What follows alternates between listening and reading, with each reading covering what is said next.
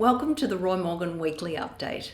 The Albanese government and the LNP coalition are now dead even on two-party preferred terms, 50-50. If a federal election were held now, the result would be too close to call, with the hung parliament and support of minor parties and independents required for either the Labor Party or the coalition to form a minority government, the latest Roy Morgan survey shows. In the last week, opposition leader Peter Dutton advocated strongly for building nuclear power stations to provide stable baseload power and to lower electricity and energy costs in the long term. Dutton also confirmed the coalition would break the Albanese government's legislated commitment that Australia cut greenhouse emissions by 43% by 2030.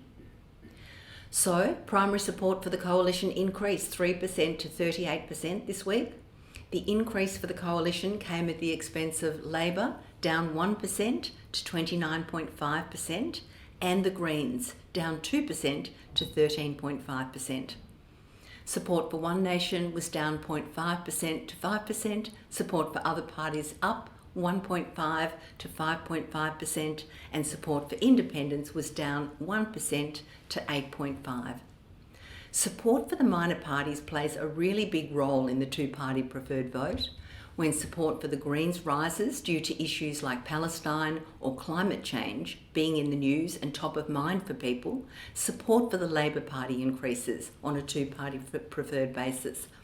On the other hand, when support for the Greens falls as the focus turns to economic and cost of living issues, support for Labor in a two-party preferred terms falls. And that's what we saw this week. Importantly, nearly a third of Australians, 32.5%, now support a minor party or an independent, and that's up almost a percent from the 2022 federal election. This persistent high support for minor parties and independents increases the possibility that we'll end up with a hung parliament after the election. Now, we saw a level of recovery for the two key confidence measures this week. Roy Morgan government confidence increased 5.5 points to 75.5. Now that's still 25 points below the neutral level of 100. And still a majority, 54.5% of Australians, say the country's going in the wrong direction. Only 30% say the country's heading in the right direction. There was also a recovery in consumer confidence.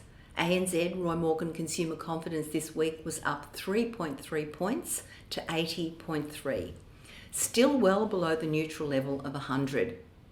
And looking longer term, consumer confidence has now spent a record 72 weeks below the level of 85. But at least now we're out of the sub-80 recessionary zone. Inflation expectations were virtually unchanged this week. Australians now expect annual inflation to be 4.9% over the next 2 years. Inflation expectations have remained remarkably stable over the last 6 months and have stayed within a narrow band of 4.8% to 5.3% for 28 weeks. So how are businesses faring and how are businesses feeling? Roy Morgan measures business confidence monthly, and in May, Roy Morgan's business confidence was down 2.3 points to 97. The federal budget delivered in early May has clearly failed to provide a boost to business confidence.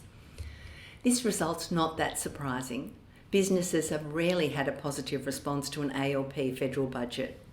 In fact, looking back, business confidence has dropped in 5 out of 6 years in May following an ALP federal budget. Roy Morgan interviews around 1,500 businesses each and every month to gauge their views on their company's prospects, as well as their assessment of the broader Australian economy. And this time, although views about business prospects and investment during the next 12 months dropped, longer-term views on the Australian economy marginally improved from a month ago. Now, only 39.6% of businesses expect to be better off financially this time next year. That's down 4.4%. And when it comes to investing in their own business, just 38% say the next 12 months is a good time to invest in growing the business. That's also down 3%. Over the 2 months of April and May, 9 industries had business confidence in positive territory, above the neutral level of 100. The most confident industries are professional, scientific and technical services, and they have a business confidence of 113.8, well above the neutral level of 100. Education and training has business confidence at 113, and finance and insurance are on 110.9. At the other end of the scale, transport, postal and warehousing again has clearly the lowest business confidence at only 74. Of concern to all Australians will be the low business confidence of key export industries like mining and agriculture, and an industry that employs many Australians like retail. And that's a wrap. Thanks for your interest this week in Roy Morgan's latest results, and I'll be back next week to bring you the most up-to-date readings on consumer confidence, inflation expectations, voting intentions, and mortgage stress. Thanks for listening.